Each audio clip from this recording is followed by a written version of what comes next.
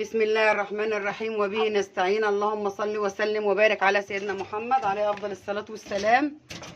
حبايبي الغاليين عاملين ايه؟ يا رب اتمنى تكونوا بخير وفي احسن حال. جايين من عند الفراخ البيضاء. طبعا احنا الفراخ دي طبعا احنا ذبحنا على اليوم 36. كانت الاوزان معانا بسم الله ما شاء الله كانت عامله، كان في 2 و200، كان في 2 ونص، كان في 3 الا ربع. فكانت يعني الاوزان حلوه، يعني ذبحنا اللي احنا عايزينه. احنا طبعا ايه ما بنذبحش الا على قد الطلب. وطبعا احنا عايزين النهارده هنوزن برضو، عشان طبعا انا بتحدى نفسي وبتحدى طبعا ايه بالنسبه ان الفراخ البيضاء ما بتترباش على العلف. فانا عايزه اشوف الفراخ البيضاء ما بتترباش على العلف ازاي. طبعا قبل ما نبدا طبعا ما ننساش نصلي على الرسول عليه افضل الصلاه والسلام. ان احنا طبعا الفراخ البيضاء بيقولوا بتربى على العلف بس، فانا حبيت ان انا اعمل تحدي. والتحدي ده انا مش من عملته بس من النهارده، فالتحدي ده انا عاملاه من زمان، من قبل ما وانا كنت بربي. انا طول عمري بحب اربي على البدايل، لان انا طبعا بحب البدايل، بتديني اوزان وبتديني طعم. فانا طبعا يا جماعه بحب برضه ايه اخد طعم واخد وزن. فطبعا نصلي على الرسول على افضل الصلاه والسلام. بس ما تنسينيش حبيبتي الغاليه اللايك والاشتراك وتفعلي زر الجرس عشان يوصلك مني كل جديد. هوزن طبعا عشان نشوف طبعا البدايل معانا. قبل ما نتكلم على البدايل هنشوف طبعا الميزان معانا، وهنشوف ايه الميزان، وهنشوف الاوزان عامله ايه معانا. طبعا هحاول اجيب الميزان عشان ايه هنصفر بس الميزان واضح.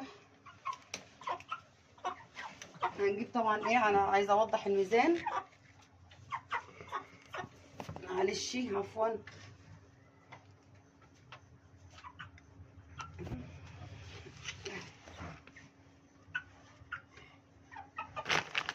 اهو هحاول اصفر بقى الميزان عشان ايه اجيب الاوزان.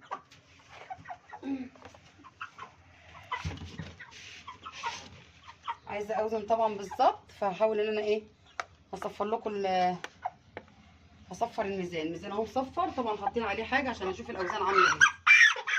بسم الله.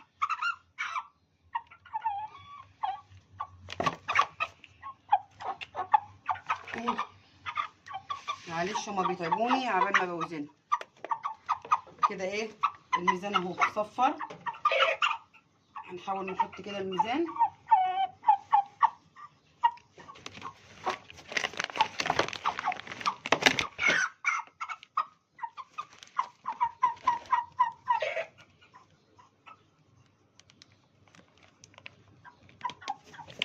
طبعا عشان اتحرك الميزان مش مظبوط.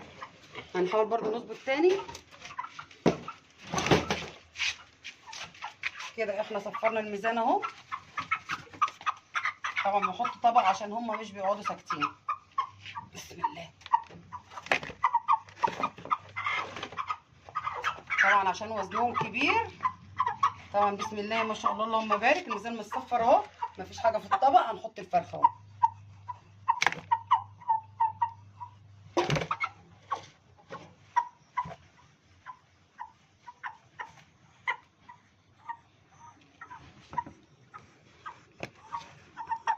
احاول بس اظبط الميزان.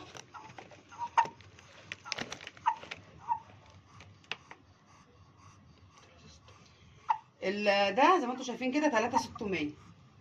ده 3600. احنا طبعا كنا ذابحين من 5 ايام او 6 ايام، مش متذكره. طبعا كان على سن ايه هنحط ده، هنجيب غيره. بسم الله ما شاء الله. اهو الميزان مصفر اهو.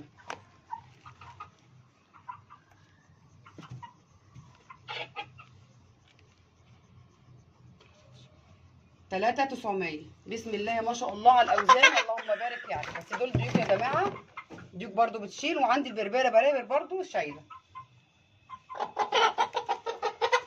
دي معانا اهي بربره، دي بربره اهي هنوزنها برضو. بسم الله.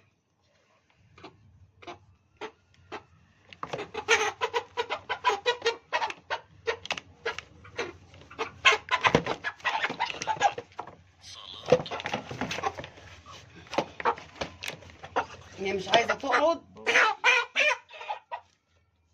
انا طبعا ما وزنش لوحدي، انا ابني معايا عشان انا بيغلبوني، ففي الميزان بالذات انا بيبقوا تعبني، فانا بخلي حد معايا عشان انا ما بقاش قادره عليهم. هنصفر الميزان تاني اهو.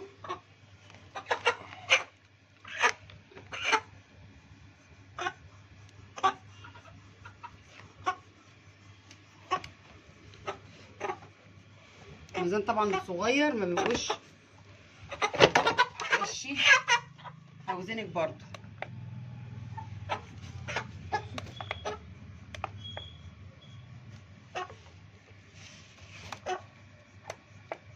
دوس عليه قوي.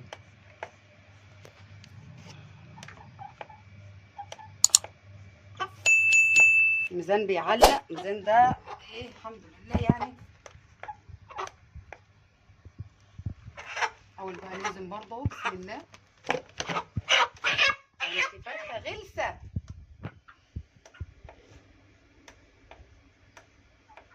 الميزان بيعلق.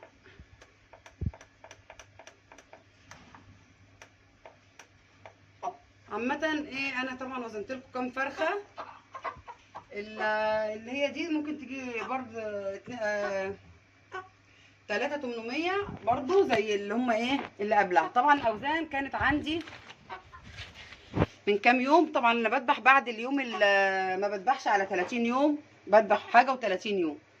فطبعا ايه باخد احتياجاتي واللي وما بذبحش مره واحده. انا ذبحت مرتين، كانوا هم 20 فرخه ذبحت منهم مرتين. طبعا العلف اللي انا باكله لهم ما باكلش علف يا جماعه، عشان طبعا انا داخله تحدي مع نفسي، لان طبعا ايه انا بسمع ان الفراخ ما بترباش الا على العلف. فانا عايزه اشوف الفراخ ما بترباش على العلف ازاي. يعني انا دلوقتي طول عمري بربي وبربي على كناش بنجيب العلف.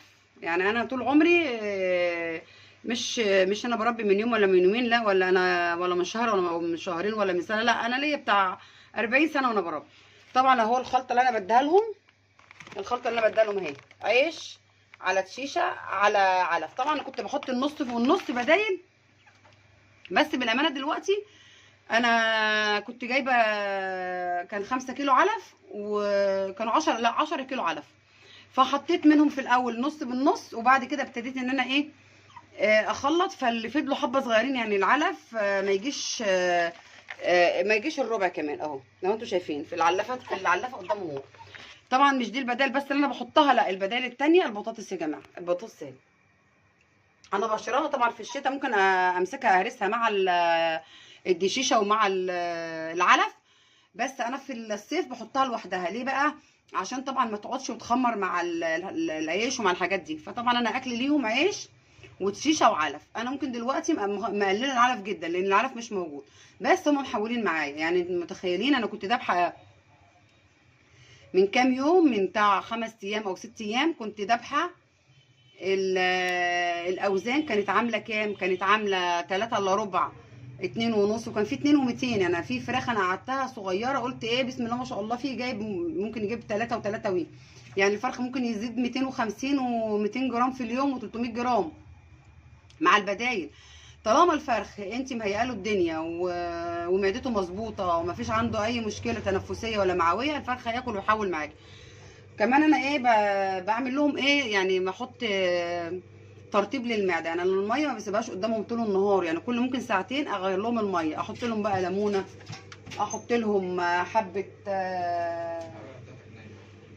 احط ليمونه، احط معلقه عسل. العسل جميل جدا بيعمل تنشيط للكبد، العسل مع الليمون مع الخل بيعمل غسيل كلوي، الحاجات دي. بس انا ما بحطش غير كده. الاعشاب طبعا انا بطلت الاعشاب خلاص، هم عدوا ال 40 يوم. شايفين بسم الله ما شاء الله الديك عامل ازاي، اللهم بارك. يعني حاجه زي العسل. بياكلوا طبعا في البطاطس رخيصه، انا طبعا جايبه كميات.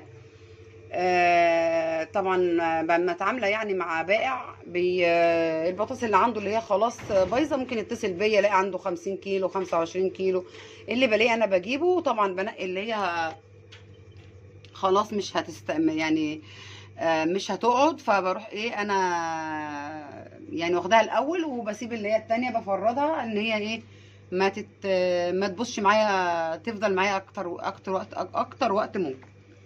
فطبعا انا ما بحاولش ان انا يعني البطاطس دي بتوفر معايا جامد جدا بالنسبه للاكلهم، وانا مش شايله همهم كده. انا طبعا زي ما انتم شايفين بسم الله ما شاء الله الاوزان، عشان طبعا احنا ما بنقولش علف بس ولا كده، لا البدال جاب برده معانا. الحمد لله، عفوا. فكده احنا طبعا ايه ماشيين بالبدايل، والبدايل انا طبعا قلت ايه انا قايله لكم عليها اهيت. الحاجات طبعا مش مكلفه. العيش طبعا دلوقتي عامل 8 جنيه، الدشيشه طبعا رخيصه دلوقتي عامله ممكن 12 جنيه. فطبعا الحاجات انا كنت جايبه شكاره على بعضها من فتره، فطبعا الحاجات ديت بتوفر معانا. كنت برضو معانا يعني لا يعني انا ممكن برضو معاكي رز باقي بديهولهم، معايا مكرونه بديهم بيحبوها جدا. لو عندي طبق فول مثلا العيال مش عايزينه، بروح برضو حاطه لهم فيه حبه العيش المدشوشين وبياكلوه وبيحبوه جدا. فبسم الله ما شاء الله يعني. بس ما قلنا مع الصيف ده بقى انت بيبقى الجو معاهم مناسب، مع ان انت حبه ميه ساقعين تحطهم لهم. الميه الساقعه دي بقى يا جماعه بتخليهم ترطب عليهم ان هم ياكلوا. وانا ما بشيلش الاكل من قدامهم، انا الاكل قدامهم على طول، لان الفرخ ما بياكلش في الصيف اصلا.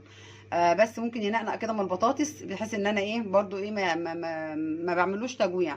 حتى لو العلف برضو هو العلف مش بياكل في العلف، طالما الدنيا حر الفرخ مش بياكل الاكل قدامه، مش بياكل. انت الفرخه فاتحه بقها، هي طبعا ما عندهاش الغده العرقيه، فهي بتطلع السخونيه من جواها بفتحه بقها، لان هي ما عندهاش زي الغده العرقيه دي ان هو يعرق ويحصل له الجسم يحصل تبريد للجسم. لا فهي بتفتح بقها كده بتطلع